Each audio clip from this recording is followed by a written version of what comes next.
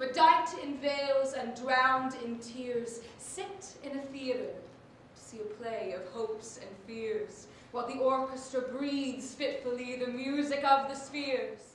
Mimes, in form of God on high, mutter and mumble low, and hither and thither fly, mere puppets they, who come and go at bidding of vast and formless things that shift the scenery to and fro, flapping from out their condor wings invisible woe. That motley drama, though be sure it shall not be forgot, with its phantom chased forevermore by a crowd that seized it not, through a circle that ever returneth in to the self-same spot, and much of madness and more of sin and horror the soul of the plot. But see, amid the mine root, a crawling shape intrude, a blood-red thing that writhes from out the scenic solitude.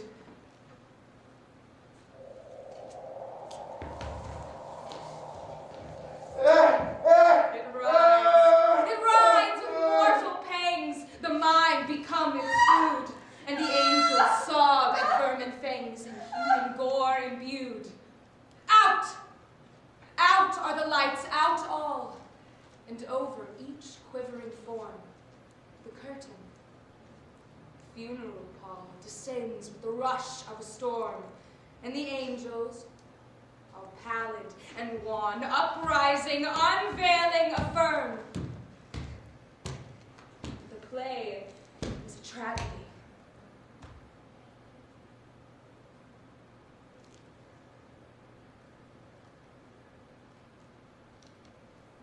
Humanity. And its hero! The boundaries which divide life from death are, at best, shadowy and vague. For example, humans thrill with the most intense of pleasurable pain over accounts such as Jack the Ripper, the Vietnam War, the Black Death. While I have listed the more prominent and poignant calamities on record, within these accounts, it is the extent which so vividly impress the fancy. We know that there are diseases in which occur total cessations of all the apparent functions of vitality, and yet in which these cessations are merely suspensions, properly so called. They are only temporary pauses in the incomprehensible mechanism. A certain period elapses, and some unseen, mysterious principle again sets in motion the magic pinions and the wizard wheels. The silver cord was not forever loosened. Where, in the meantime, is the soul? Sometimes the patient lies for a day only, or even shorter period, in a species of exaggerated lethargy. He is senseless and externally motionless, but the pulsation of the heart is still faintly perceptible. Some traces of warmth remain. A slight color lingers in the center of the cheek, and, upon application of a mirror to the lips, we can detect torpid, unequal, and vacillating action of the lungs. Then again, the duration of the trance is at times for weeks, even for months, while the closest of scrutiny and the most rigorous medical tests fail to distinguish any material distinction between the state of the sufferer and what we conceive of absolute death.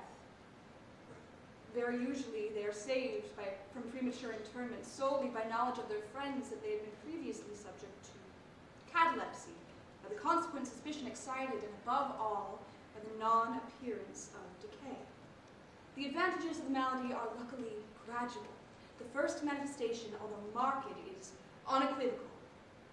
The fits grow successively more and more distinctive, however, each enduring for a longer period than the preceding.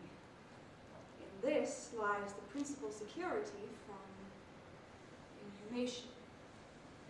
The unfortunate whose first attack should be of the extreme nature, which is occasionally seen, would almost inevitably be consigned alive to tomb. In 1810, a case of living inhumation happened in France with circumstances which go far to warrant the assertion that truth is, indeed, stranger than fiction. The heroine of this story was a young girl of wealth, of illustrious family, and Mademoiselle Victorine Lafourcade. Among her suitors was Julien Bossuet, a poor journalist of Paris.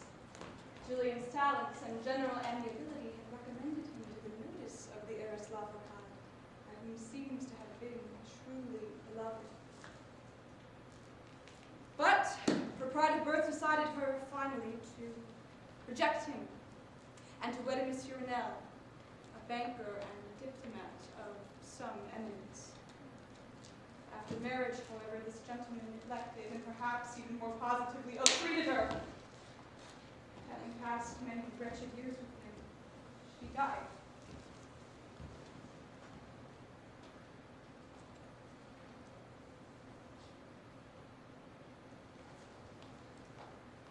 At least her condition so closely resembled death as to deceive everyone who saw her. She was buried, not in a vault, but in an ordinary grave in the village of her nativity.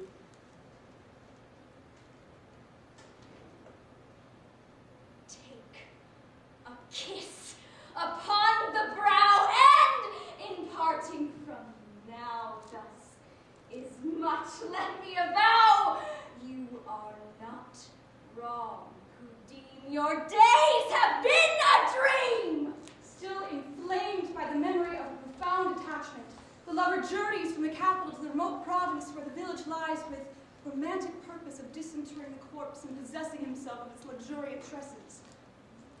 He reaches the grave. At midnight, he honors the coffin, opens it, and is in the act of detaching the hair when he is arrested by the unclosing of the beloved eyes. In fact, the lady had been buried alive. Vitality had altogether departed, and she was awoken from the lethargy which had been mistaken for death by the caresses of her lover. He employed certain medical restoratives suggested by a little medical learning.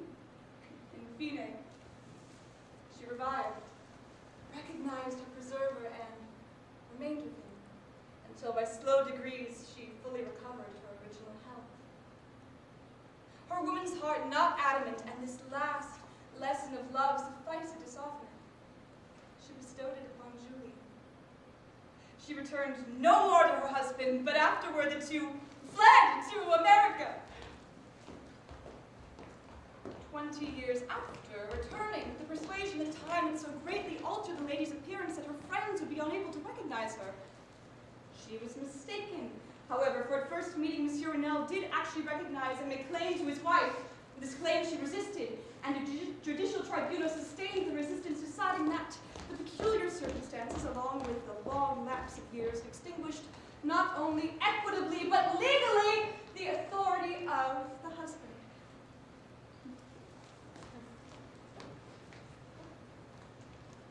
Humanity knows of nothing so agonizing upon the earth.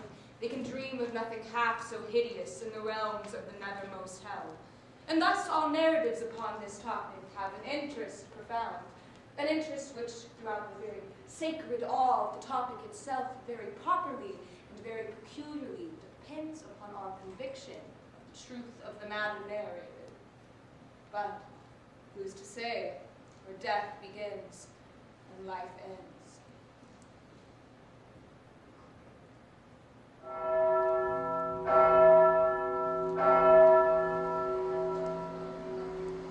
The 1,000 injuries of Fortunato I had borne as I best could. But when he ventured upon insult, I vowed revenge.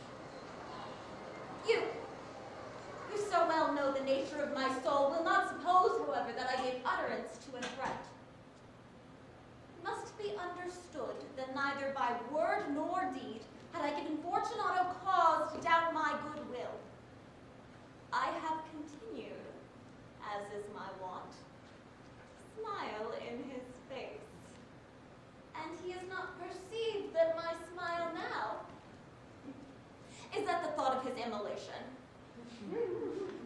At length, I will be revenged. This was a point definitively settled, but the very definitiveness with which it shall be resolved precludes the idea of risk. I must not only punish, but punish with impunity. What a world of merriment their melody foretells.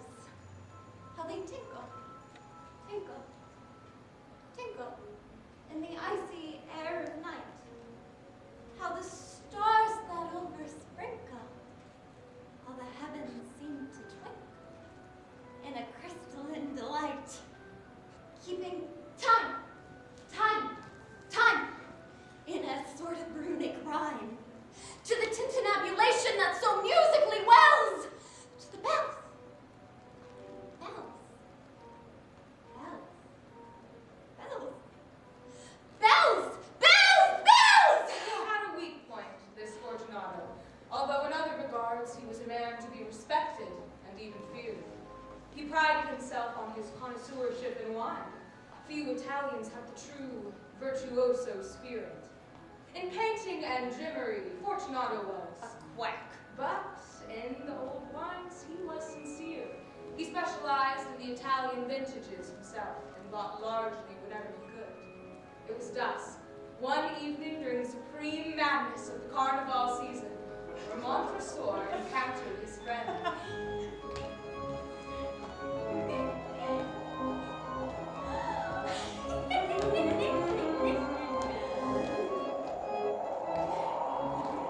My dear Fortunato, we are happily met. How remarkably well you are looking today. But I have received a pipe of what passes for Amontillado, but I have my doubts. How? Amontillado? Pipe? Impossible. In the middle of carnival. I have my doubts, and I was silly enough to pay the full Amontillado price without consulting you in the matter. You were not to be found, and I was fearful of losing a bargain. Amontillado. I have my doubts. Amontillado. And I must satisfy them. Amontillado. Amontillado. As you are engaged, I am on my way to Lucchese. If anyone has a critical turn, it is he. He will tell me. Lucchese cannot tell Amontillado from Sherry. And yet some fools will have it that his taste matches your own. Come, let's go. Whither? To your vaults. My friend, no. It is not the engagement, but the severe cold with which I perceive you are afflicted. The vaults are insufferably damp. They are encrusted with niter. Let us go nevertheless. The cough is merely nothing. Amontillado, you have been imposed upon. As for Lucchese, he cannot tell Amontillado from Sherry.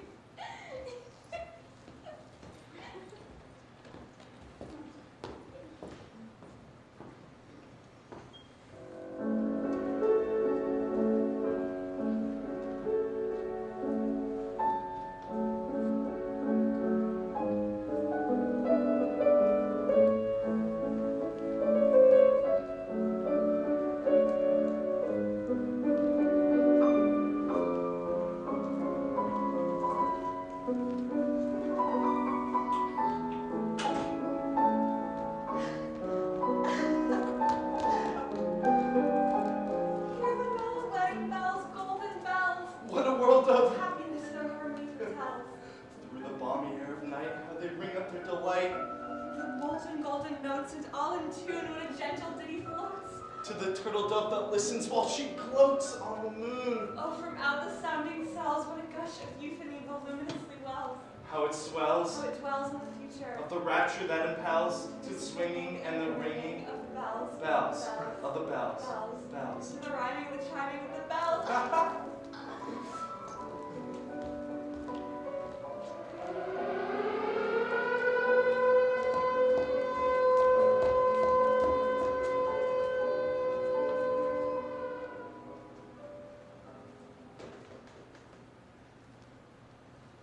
Gaily bedight, a gallant knight, in sunshine and in shadow, had journeyed long, singing a song in search for El Dorado.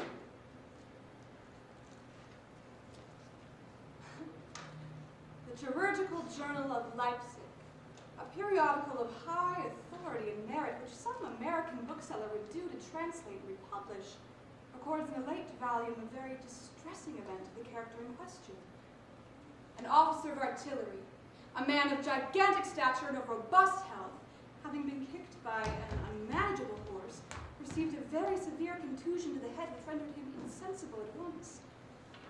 The skull was slightly fractured, but no immediate danger was apprehended. Trepanning was accomplished successfully. He was bled, and many of the other ordinary means of relief were adopted. Gradually, however, he fell into a more and more hopeless state of stupor until finally it was thought that he died. The weather was warm, and he was buried with indecent haste in one of the public cemeteries. His funeral took place on Thursday. Yet, if hope has flown away in a night, or in a day, in a vision, or in none, is it therefore the less gone? All that we see or seem is but a dream within a dream. On Saturday following, the grounds of the cemetery were as usual much thronged with visitors when, upon the grave of the officer, she distinctly felt a commotion of the earth, as if occasioned by someone struggling beneath. At first, little attention was paid to the woman's affirmation, but the dogged obstinacy with which she persisted in her story and her evident terror at length had their natural effect upon the crowd. Spades were hurriedly procured, and as the grave was shamefully shallow, it was in a few minutes so far thrown open that the head of its occupant appeared. He was then seemingly dead, but he sat nearly erect within his coffin, the lid of which, in his furious struggles, he had partially uplifted. He was forthwith conveyed to the nearest hospital, and there pronounced to be still living, although in asphytic condition. After some hours, he revived, recognized individuals of his acquaintance, and, in broken sentences, spoke of his agonies in the grave. From what he relayed, it was clear that he must have been conscious of life for more than an hour while still inhumed before lapsing into insensibility. He heard the tumult of the grounds above the cemetery and endeavored to make himself heard in turn. He said it must have been the clamor of footsteps which appeared to arouse him from a deep sleep. But no sooner was he awake than he became fully aware of the awful horrors of his position. This patient, it is recorded, was in fair way of ultimate recovery, but fell victim to the quackeries of medical experiment. The Galvany battery was applied, and he suddenly expired in one of those ecstatic paroxysms which occasionally it superinduces. He grew old that night so bold, and o'er his heart a shadow fell as he found no spot of ground that looked like El Dorado.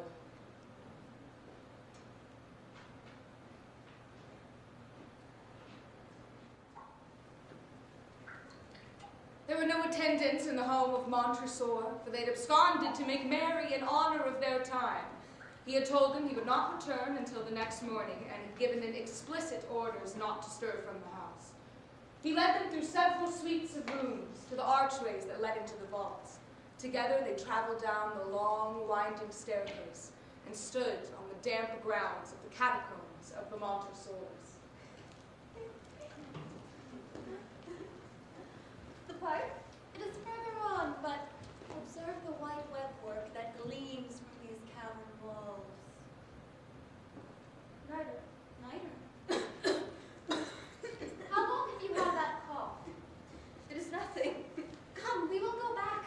Your health is precious. You are rich, respected, admired, beloved. You are happy. Once I was. You are a man to be missed,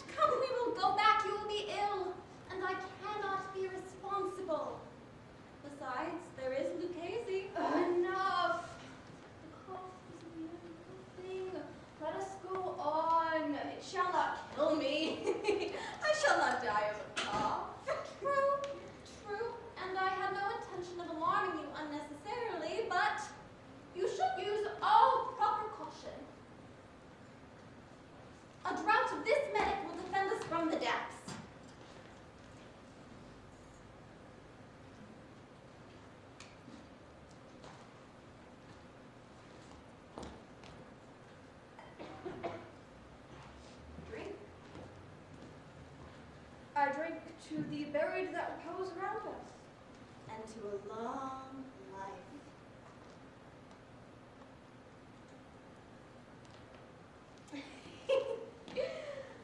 These vaults are extensive. The Montresors were a great and numerous family. Forgot your arms.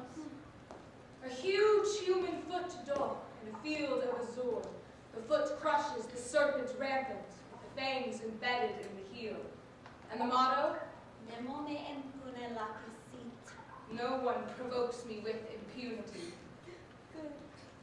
They traveled together through the walls of piled bones, casks and puncheons intermingling, and to the inmost recesses of the catacombs. The night. See? It increases. It hangs like moss upon walls. We are below the river's bed. The drops of moisture trickle among the bones. Come, we will go back ere it is too late. Your cough. It is nothing. Let us go on. But first, Another garden bed.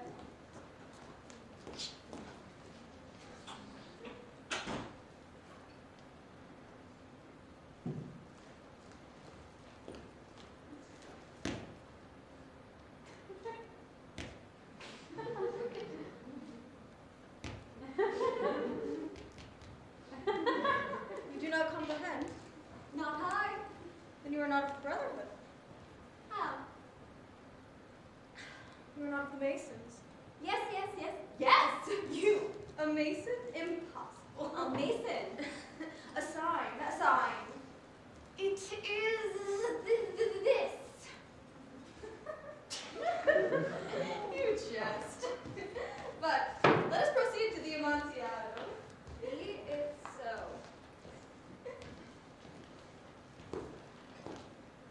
Proceed. Herein is the Amontillado. As for Lucchese, He's an ignoramus. pass your hand over the wall. I cannot help feeling the minor. Indeed, it is very damp. Once more, let me implore you to return. No? Then I must positively leave you. But first, I must render you all the little attentions in my power.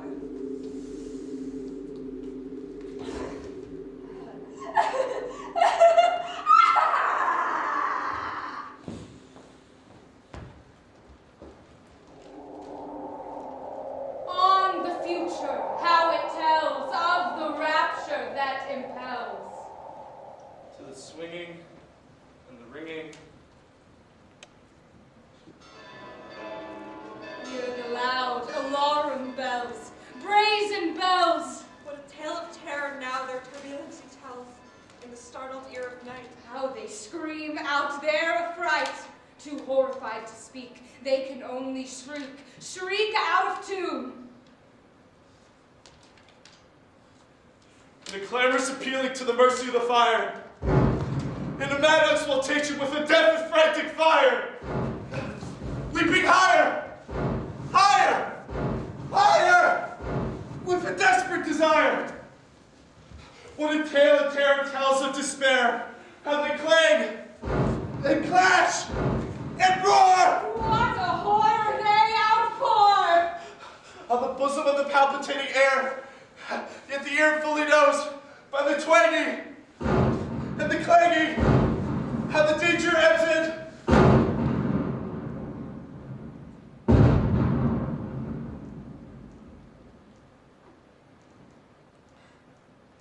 Yet the ear distinctly tells to the jangling and the wrangling. How the danger sinks and swells by the sinking or the swelling in the anger of the bells. Of the bells. Of the bells. And the clamor and the clangor of the bells.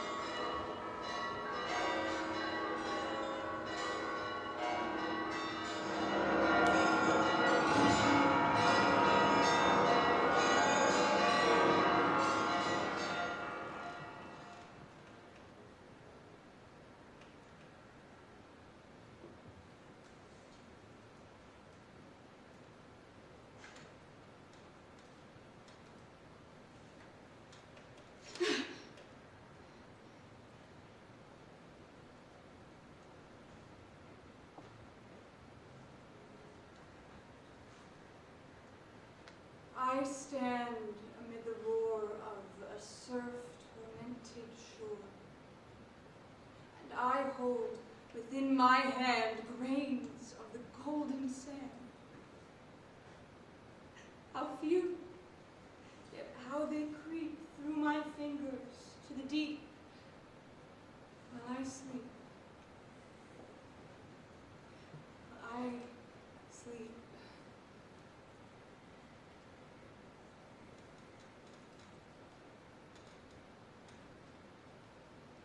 And as his strength failed him at last, he met a pilgrim shadow.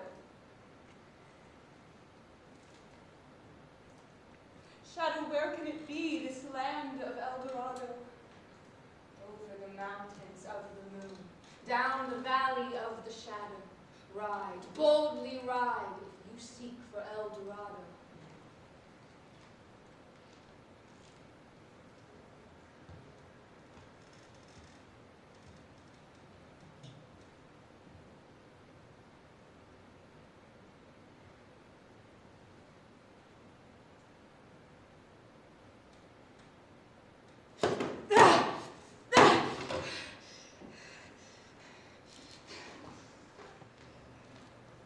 What I have now to tell is of my own actual knowledge, of my own positive and personal experience.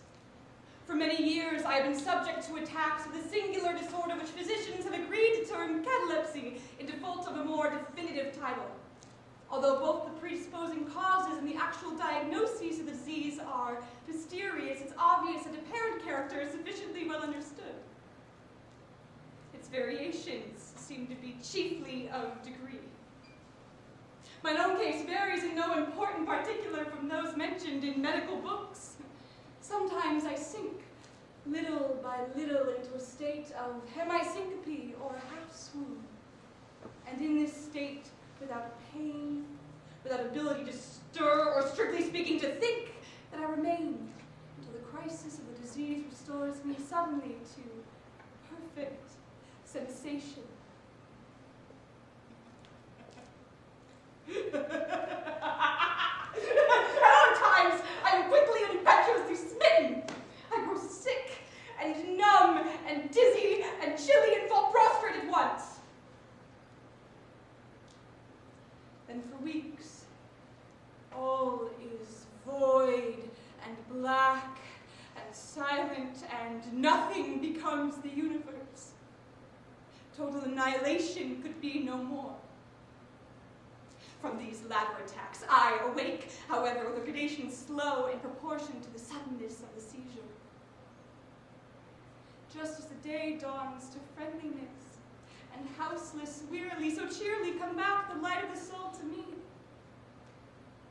Apart from this tendency to trance, however, my general health appears to be good, nor can I perceive that it was all affected by the one prevalent malady.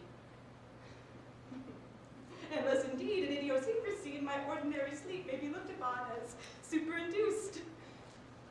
Upon awakening, I can never gain at once thorough possession of the senses, but remain for many minutes in a state of much bewilderment and perplexity, the mental faculties in general, but the memory in especial being in a state of absolute abeyance.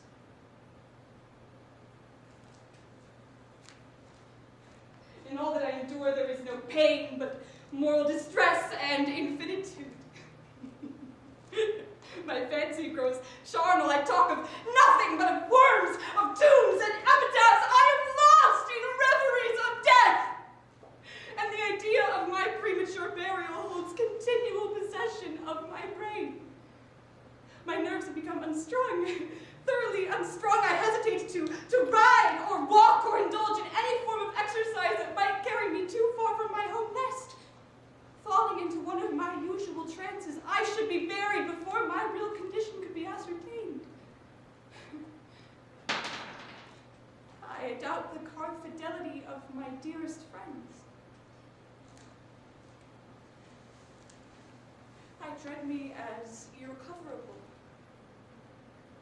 I even go so far as to fear that, As I warrant much trouble, they might be glad to consider any very protracted attack as sufficient excuse for getting rid of me altogether. It is in vain that they endure to reassure me by their most solemn promises. I exacted the most sacred oaths that under no circumstances they should bury me, until material decomposition had so materially advanced as to render my farther preservation impossible. And even now, my mortal terrors will listen to no reason, will accept no consolation. I've entered into a series of elaborate precautions. Among other things, I had the family vault so remodeled as to admit of being readily opened from within. The slightest pressure upon a long lever extended far into the tomb would be sufficient to cause the iron portal to fly back. There are arrangements for the free reach of the coffin intended for my reception. This coffin is warmly and softly padded, as provided with a lid fashioned upon the principle of the vault door with the addition of springs so contrived that the feeblest movement of my body would be sufficient to set the portal at liberty at once. Besides all this, there is suspended from the roof of the tomb a large bell, the rope of which is designed to be extended through a hole in the coffin and so attached to one of the hands of my corpse. The ghastly dangers to which I was subjected haunted me day and night. In the former, the torture of mediation was excessive. In the latter, supreme. When the grim darkness overspread the earth, it was then with every horror of thought that I shook as the quivering blooms upon the hearse. When nature could endure wakefulness no longer, it was then with struggle that I consented to sleep. For I shudder to reflect that upon awakening I might find myself a tenant of the grave. And upon awakening, upon slumber in fact, it was only to rush at once into a world of phantasms.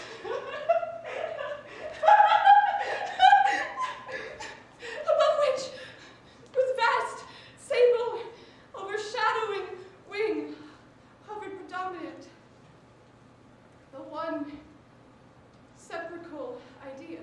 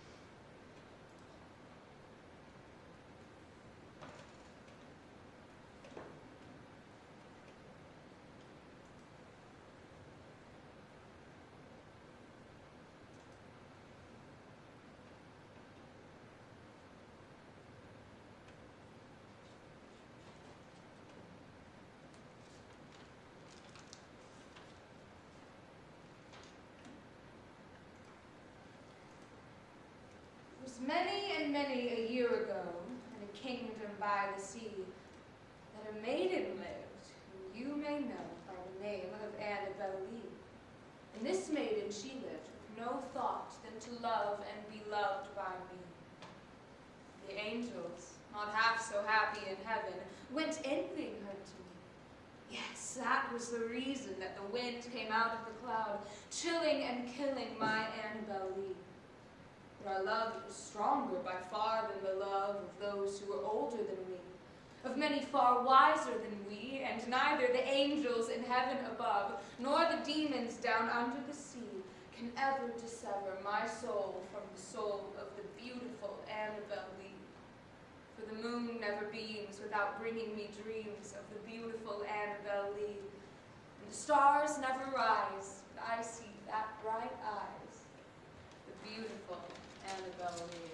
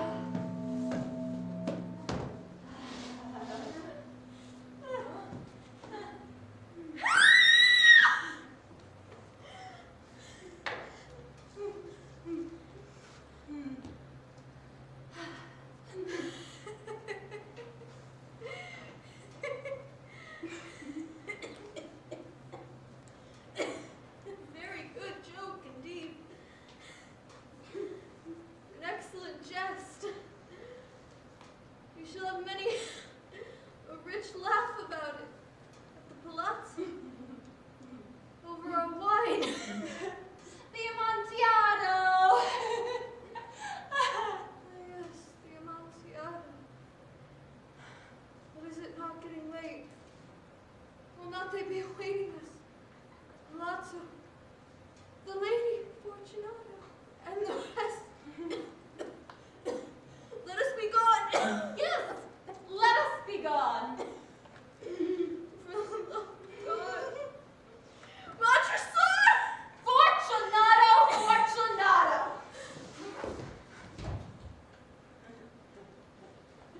Nemo me impune lacessit. Requiescat in pace.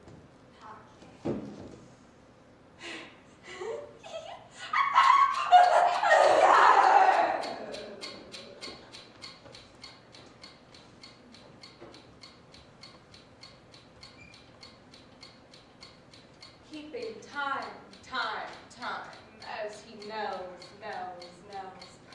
A sort of runic rhyme, the rolling of the bells.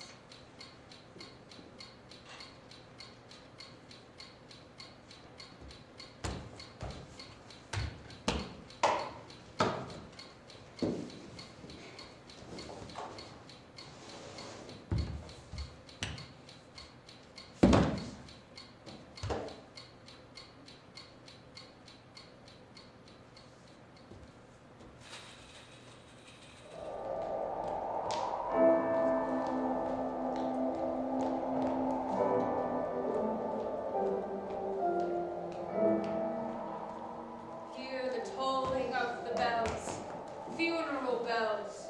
What a world, a solemn thought their monody compels. The silence of the night, how they shiver with affright, at the melancholy of their tone. Every sound that will float from a rust within their throat.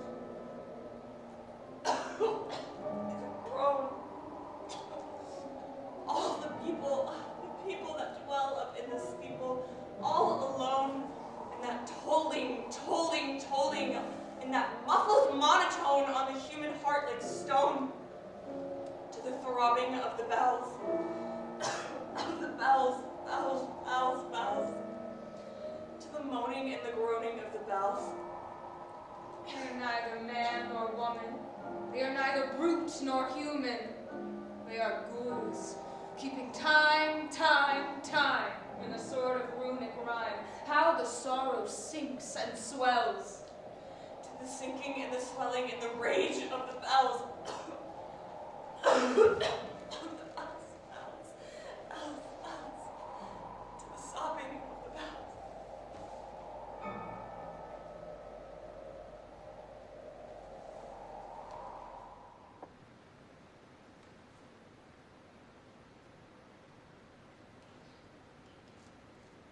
No bell rope.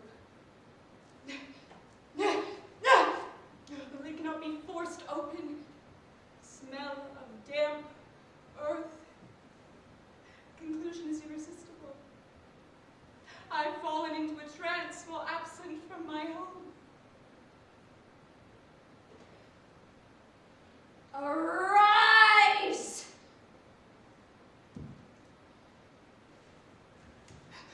Arise! Did I not bid thee arise? And who art thou? I have no name in the regions I inhabit. I was nocturnal, but I am fiend. I was merciless, but I am pitiful. Thou dost feel that I shudder. My teeth shatter as I speak. It is not with the chillness of the night without end. But this hideousness is insufferable. How canst thou tranquilly sleep? I cannot rest, for the cry of these great agonies, these sights are more than I can bear. Get me up! Come with me into the outer night, and let me unfold to thee the graves. Is not this a spectacle of woe? Behold! The graves of all mankind, thrown open. Each issues the faint phosphoric radiance of decay. I see the shrouded bodies in their sad, solemn slumbers with the worm. But alas, the real sleepers are fewer by many millions than those who slumber not at all. And there is a feeble struggling, a general sad unrest. From out the depths of the countless pits there comes a melancholy rustling from the garments of the buried. And I see of those who seem tranquil to repose that many had changed in a greater or less degree the original position in which they had been entombed. Is it not? Oh, is it not a pitiful sight? Is it not a very pitiful sight? The unendurable oppression of the lungs, the stifling fumes of the damp earth, the clinging to the death garments, the blackness of the absolute night, the silence like a sea that overwhelms, the unseen but palpable presence of the Conqueror Worm, these things, with memories of air and grass above, with memory of friends who would fly to save us if but informed of our fate, and the consciousness that of this fate they can never be informed. But our portion is that of the really dead.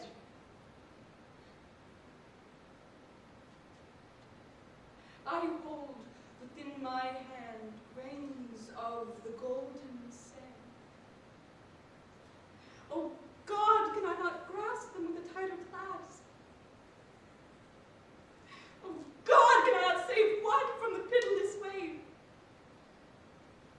Is all that we see or seem but a dream within a dream? Ah!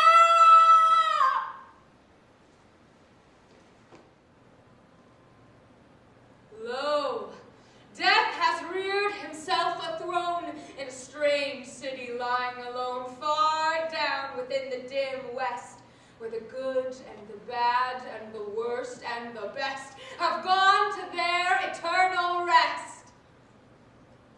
The shrines and palaces and towers resembling nothing that is ours. Around by lifting winds forgot, resignedly beneath the sky, the melancholy waters lie. So blend the turrets and shadows there that all seem pendulous in air. While from a proud tower in the city, death looks gigantically down. There, open fanes and gaping graves, no rays from the holy heaven come down on the long nighttime of that town. But lo, a stir in the air. The grave. There is movement there! The hours of breathing faint and low. And when amid no earthly moans, Hell! Rising from 1,000 throats. And its hero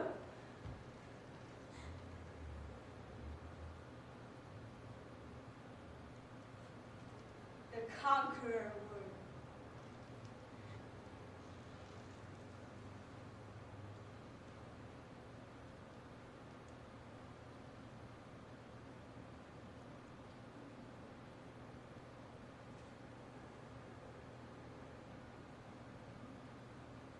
You will all kneel before the Conqueror Worm when we meet again.